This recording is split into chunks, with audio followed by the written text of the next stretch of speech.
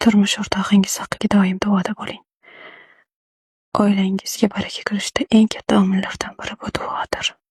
Ko'zimning quvonchi, qalbim, aqlim, tanamning yagona sohibi, farzandlarimni mehribon otasini o'zingga omonat topshirdim.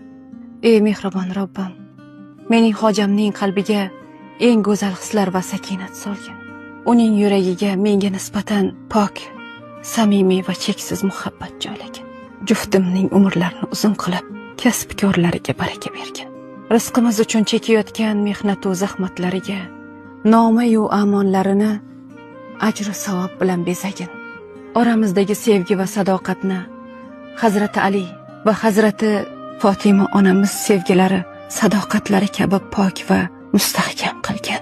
Ayblarimizni kechirib, xatolarimizga ko'z yumib, mehr oqibat bilan yashashni nasib etgin.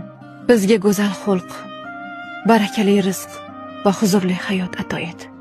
Mendek ojizona, tavakkul va ixlos bilan qilayotgan bu duolarimni alhamdulillah kalimasi bilan yakunlashni nasib et. Amin.